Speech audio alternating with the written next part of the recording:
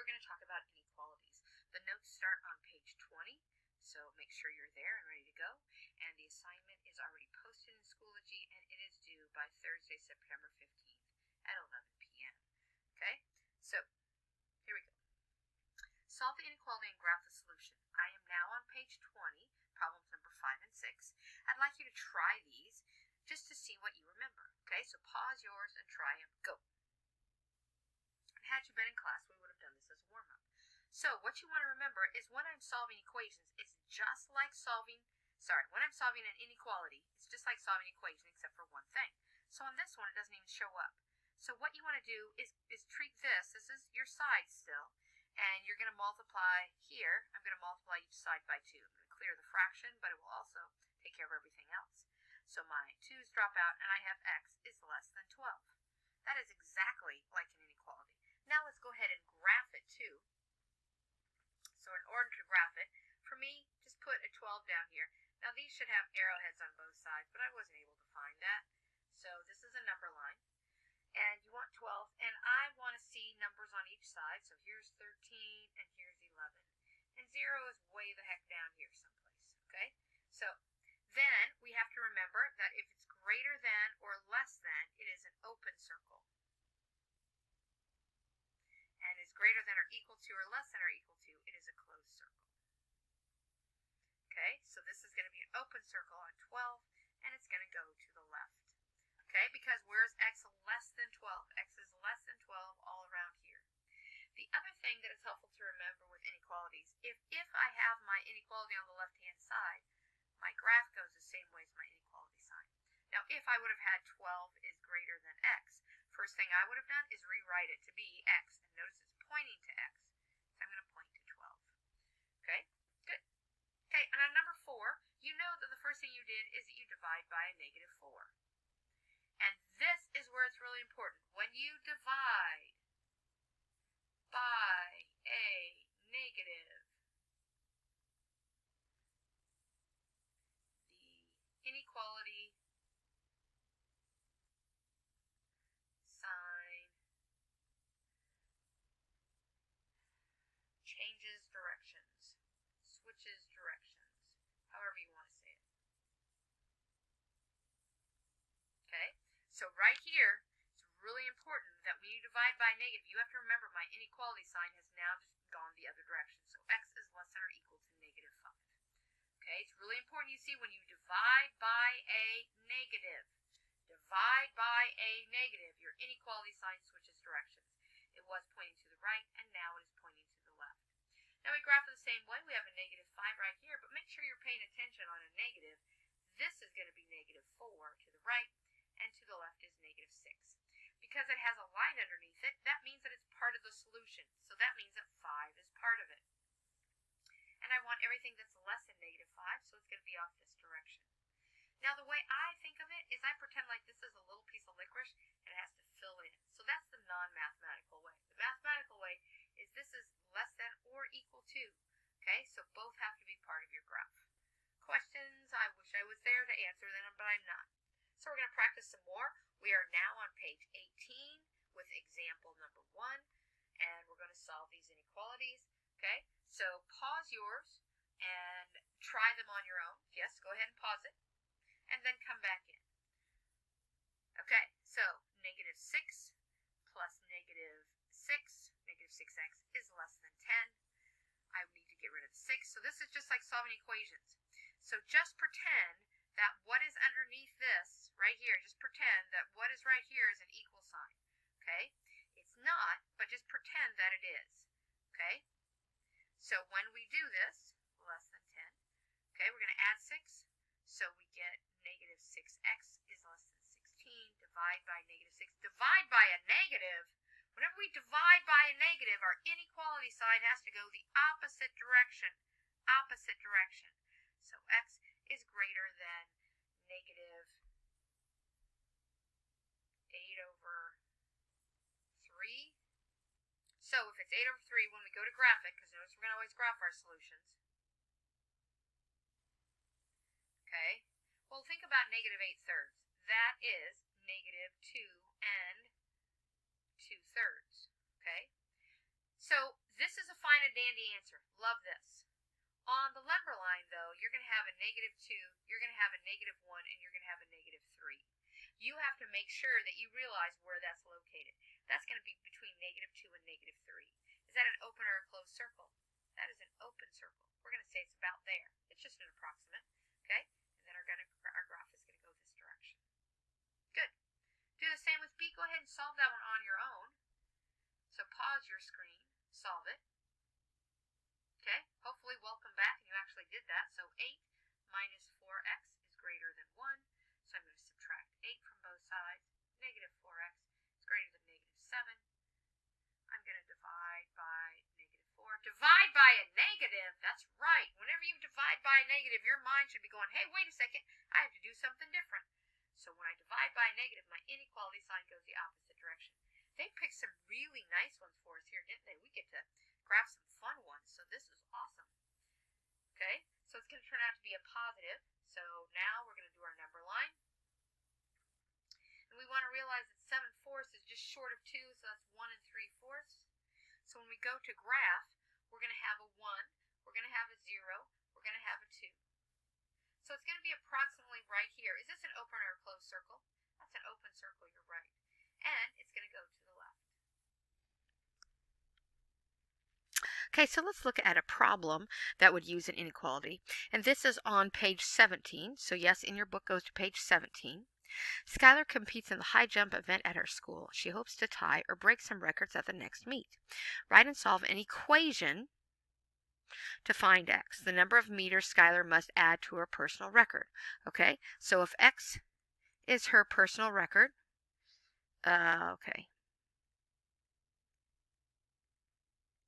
Okay, if that's her personal record, what does she have to add to it?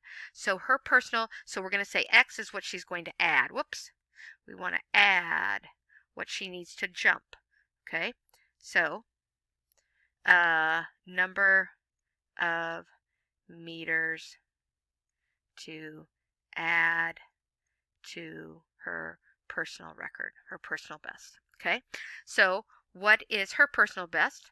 1.48. And we're going to add x to that. And if we want it to be an equation, it's going to be equal to tie the district record. So it'd be 1.57. That would be the equation. Okay. Now rewrite your equation as an inequality. So we're not rewriting it. We're just actually writing an inequality to represent the situation where Skylar breaks the district record. Not ties it, breaks it. Okay. So now we're going to have 1.48 plus x is greater than 1.57. It cannot be equal to. It has to be greater than 1.57. How is the value of x in the inequality related to the value of x in the solution? And this is where I want to talk about inequalities. When we find a solution of an inequality, it's not just that number. It's everything bigger than that or also less than that. So your solution set is huge. It's lots and lots and lots of numbers. Okay? If we go back for just a second to these inequalities, look right here. My solution set is not just 1 3/4. It's 1 and 0. It's 1/2. It's -1. It's -2. Yada, yada, yada. Everything over here is part of the solution. So it's just huge. Okay? So now we're going to try an inequality. So now let's switch it up a little bit because we're bright people. We're going to do it when we have variables on both sides. So again, what you do is you just pretend like what is right here is an equal sign. You're going to solve the same way, exactly the same way, except for what? Right, when you divide, I should actually say multiply or divide by a negative. Oh, we're on page 18 if you're wondering. Multiply or divide by a negative. The inequality sign switches directions. I'm writing it many times, so hopefully it will get stuck in your head. Switches directions. Okay? So I'm going to erase this because it's not an equal sign. It's an inequality. So we're going to start off by moving something. What do we move first? Remember, we have 4 choices. I don't care what you move first. I like to keep my variable positive, so I'm going to move the 2x. Oh, wait. But I'll tell you another strategy right here. I like, when it comes to inequalities, I like to have my variable on the left-hand side. And so a lot of times I will switch to not keeping it positive, but I'll move it over to the left-hand side. It really doesn't matter. And actually for this time, I'm not going to do that because I want to show what happens. So we're going to subtract 2x from both sides. And we get negative 5 is less than 3x minus 22. Now we're going to move the 22. So we're going to add 22 to both sides. And we get, 17 is less than 3x. Wow, they keep on picking great numbers, don't they? So now we're going to divide by 3. So I get 17 thirds is less than x. Let's make sure I did that math right. So 17 thirds is less than x. So we're going to graph this. Now this is where I want you to pay attention. Okay? So what this is saying is 17 thirds is less than x. So let's look at our number line for just a second, and then I'll tell you what I do on these. 17 thirds, what is that? 5 and 2/3? Okay, so we want a 5, we want a 6, we want a 4.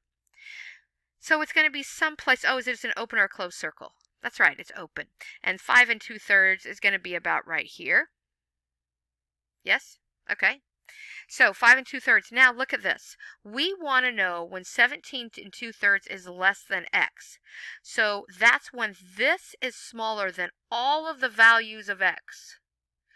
Now that's really confusing for me, and so what I like to do is I rewrite this inequality so that the variable's on the left-hand side. It opens to x, so it needs to open to x, so 17 thirds. So that's how I know, I kind of check myself, the variable's on the left-hand side, my graph always goes the same way. Okay, but notice you do these the same way as you do any other ones. You just have to remember if you multiply or divide by a negative, your inequality sign switches. Okay, so now we're on page 19 in your book, and this is example number 4, but your example number 4 doesn't have all this information, so you're going to need to pay attention to this. You might want to pause your video and write in what is missing between your problem in your book and what we have here. Okay, so if you want to get that information, pause your video and write that down. Derek wants to order some roses online. Florist A charges $4.75 per blue rose and a $40 delivery charge. That's Florist A. Okay. Then Florist B charges $15 per red rose plus $25 for a delivery charge. If B increases the cost of the rose to $5.20, for what number of roses is it less expensive to order from Florist A and from Florist B? Okay. So we have to find out for both of them. So we're going to compare them first. We've got an A and we've got a B. Let's symbolize Florist A. So it's $4.75 per blue rose and per red rose. Okay, so it indicates blue rose here. Wow, that was fun. And then it talks about a red rose here. So when it asks cost per rose, it doesn't care what the color is. So the color is just kind of like whatever, I guess. Guess the person doesn't care. Derek doesn't care if it's blue or red. Okay, so we have $4.75 per rose. So X is the cost per rose. Cost per rose. I misread the problem. It doesn't want to know the cost per rose. It wants to know for what number of roses. So X is the number of roses. You all knew that. Okay, so $4.75 per rose plus a $40 charge. Florist B, it's still that same number of roses, okay, is $5.15 plus per rose plus 25 cents. But then this was for the problem that was in my book, not in yours. Then it says, wait a second, hold on, we're going to change that price. So instead of $5.15, we're going to change that to be $5.20. Whoops, $5.20. Okay? So we're going to change that to $5.20. Now, it wants to know for what number of roses is it less expensive to order from Florist A. That's going to be 1, and then from Florist B. So we want to find out when Florist A is less than Florist B. So when is Florist A less than? Okay, and it says less expensive. So it's not equal to, it's less than. Okay, so we're going to solve this, and then we'll come back and do this problem in just a second. So here we go. You're going to start combining. Remember, if you pretend like this is an equal sign, just solve that equation. Okay, but unless, of course, you divide by a negative. So pause yours. Let's solve. So I decided to move my variable to the left-hand side. Whoops. to the left-hand side because I want, even though I know I'm going to have a negative variable, I want to keep that variable on the left-hand side. It's easier for me. You do whatever works for you. Okay, so keep solving, go. So right here, I'm dividing by a negative. What do I need to remember? That's right, my inequality sign switches directions. So 15 divided by 0.45 is equal to 33 and 1/3. Okay, so x is greater than 33 and 1/3. So now let's go back to the question. For what number of roses is it less expensive to order from florist A? So look at this. It's more expensive, so when is x greater? X is greater at 33 and 1/3. So not at 33, but at 34, because you can't buy a portion of a rose. So if it's more expensive, no, less expensive to order from A, less expensive to order from florist A if you have 34 roses. If x is greater than 34, it's cheaper. So it's cheaper to buy from A if you're going to have 34 roses or more.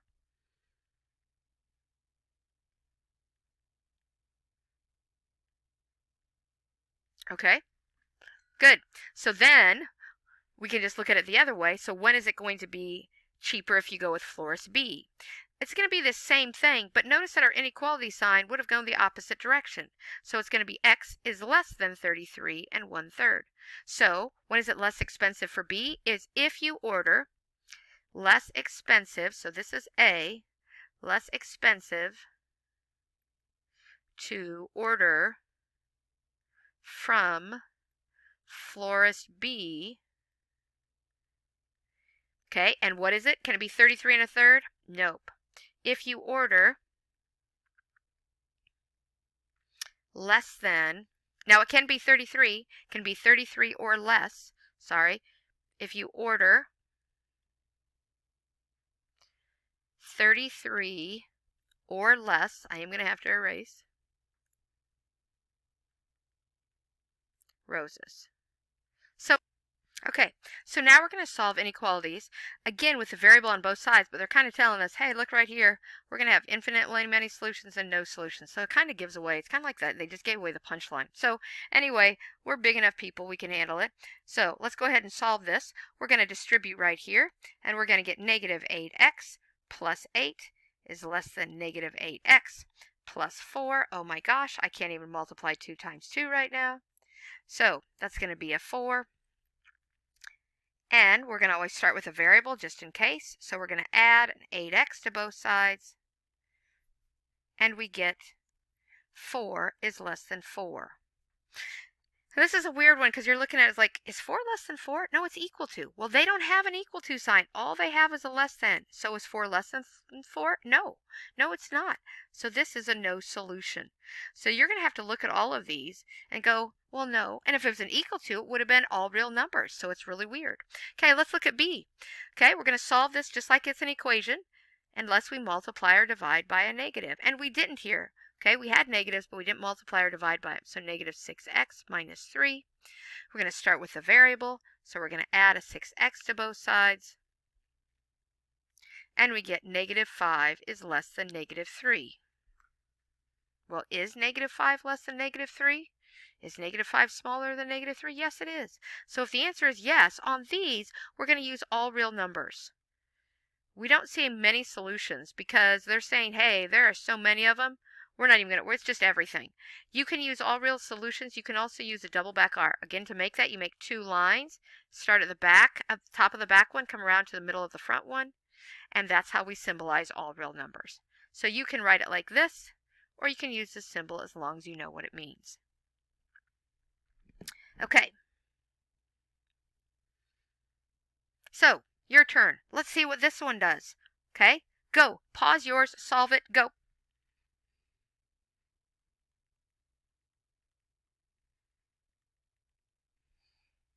When we solve this equation, we're going to come up with negative 5 is less than negative 6. Well, is negative 5 less than negative 6? No. So it's no solutions. Good. Okay, this essential equation is really essential because what is happening here is we need to realize how are the solutions of an inequality different from that of an inequation? Well, in an inequation, you can either have one solution, okay, where it actually works, or you can have no solution. Let's write so you can read it. Okay, so you have the options of one solution, many solutions, or no solutions. This is for an equation. Or for an inequality, you don't have a one solution. Okay? You have a solution set. You have a set of numbers.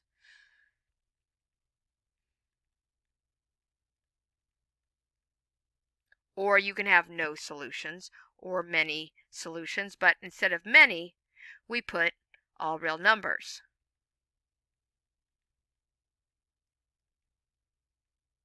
Or use the symbol of all real numbers. Okay, so that's one of the main differences too, is that you don't just have one solution like you can in an equation. In an inequality, you're going to have more than one.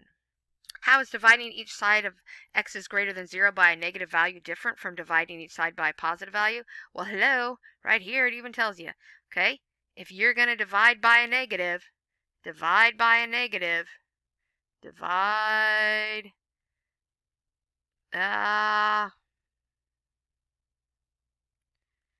divide by,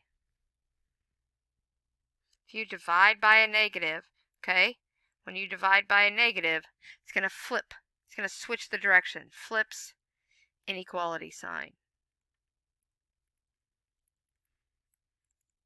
So on this one, if you divide by a negative 1, you're going to get x is less than 0. Okay? If you divide by a positive, it stays the same. So if I divide by a positive, it's going to be x is greater than 0. If I divide by a negative, it flips into go the opposite direction. Totally different answer. Okay, so on this one, it wants two inequalities that are equivalent inequalities. Okay, so that means they are the same value. And all this is saying is, let's say we have an inequality of x is greater than 3. That same inequality can be written if I flip it. So see how it's pointing to the 3? It's pointing to the 3. Okay, so all this is saying is equivalent inequalities, they have to look they are the same, they just might reverse the order of what my inequality sign would be. I want you to read this one. I'm going to read it to you. Rachel multiplied each side of x greater than 2 by 3. She wrote the result as 3x is less than 6. Explain the error that Rachel made. You know this one. She divided by a positive. My inequality sign doesn't switch when I divide by a positive. Okay, write that in your own words. Okay, so let's look at an inequality word problem. Not a difficult one. Lourdes plans to jog at least 1.5 miles. Okay, write and solve an inequality to find x, the number of hours Lourdes will have to jog. Okay, so we're going to go at least 1.5 miles. We're going to talk about the time that she runs. Okay, the rate. Here's our rate over here. Does this sound familiar? Yep, we're going to use distance equals rate times time. But what I'm going to talk about is I'm going to talk about Lourdes's distance compared to the distance we want. Okay, so it wants to be 1.5. Well, what is her distance going to be? Well, it's going to be rate times time. And we want x to be the time in hours. Okay, so Lourdes's rate is 3.75 and her time is x. Now, we want it to be at least 1.5. So we want this, what she is running, to be at least 1.5. So this has to be greater than or equal to, because it can be just 1.5, it has to be at least that, and that's the equation we're going to solve. Okay, so to solve this, of course, we're going to divide. Oh, well, how convenient. I already had a division bar. 3.75, both sides by 3.75. And we get 1.5, and I got x is greater than or equal to 0.4. Okay, now 0.4 hours. Well, that's really awkward. So what is 0.4? We'll take that times 60. because there's 60 minutes in an hour. So 60 times 0.4, that's 24 minutes. Wow. She's running way faster than me. Okay, great. So now we've gone through all the notes. It is your chance to go and see what you know. Make sure you ask questions if you have them. You know where to find us. Thanks.